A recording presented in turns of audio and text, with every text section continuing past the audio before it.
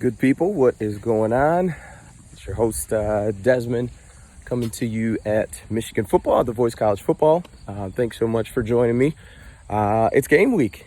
We're finally there. It's taken us, it seems like, forever to get here, but Michigan versus Western is coming up this week, Saturday. They have noon kickoff, which will be wonderful, nice and early, so we can get the jitters out of the way.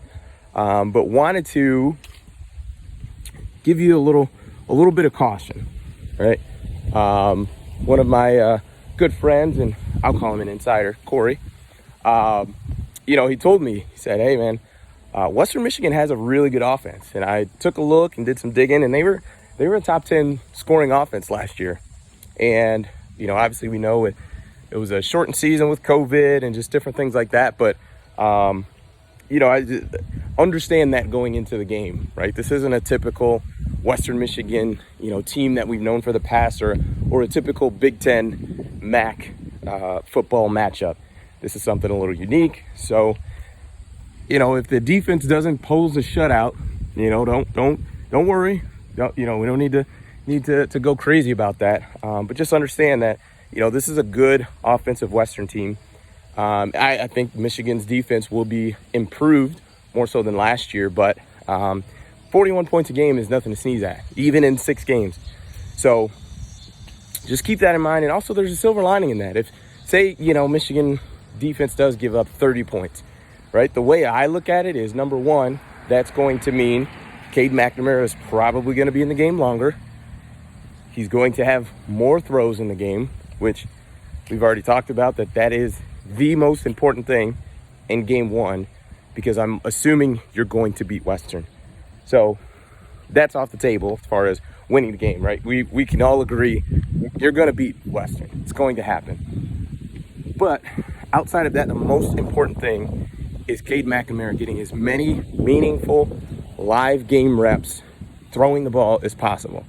So for me personally, I don't care if it's 70-0, Michigan winning, and he's still out there throwing and slinging the ball and running the offense.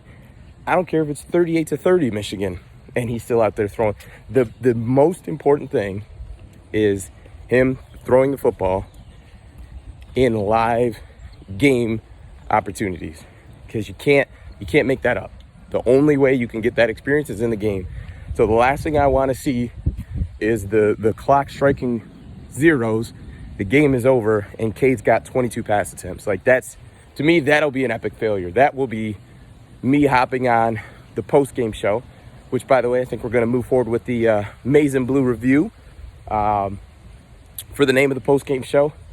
But yeah, to me, that would be the epic failure, would be to come out of that game with that opportunity to be able to give your quarterback, number one, that starting confidence of, hey, you're the guy.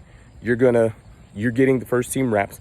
This isn't a situation where you're battling, for your job. One mistake's not going to get you pulled. Come out, play free, run the offense, do your thing, and we'll be fine. So that is, to me, the number one focus. So if Michigan gives up some points, don't panic, don't worry. Trust the development, right? The most important thing is getting Cade some throws, understand, getting him that rhythm with his receivers. Cornelius Johnson's a guy who's going to be new to the offense. Obviously, Ronnie Bell is going to be your bell cow as far as receivers go. And then, Sanders still is going to be able to play a bigger role. So those are your starting 3 receivers, and Cade needs to have a really good relationship with those guys to get to that point, where you want to be. So the thing that's really good is, number one, also keep in mind, the team you see today is not going to be the team that you're going to see the week of Thanksgiving. And it doesn't need to be, right? You just need to improve every single week.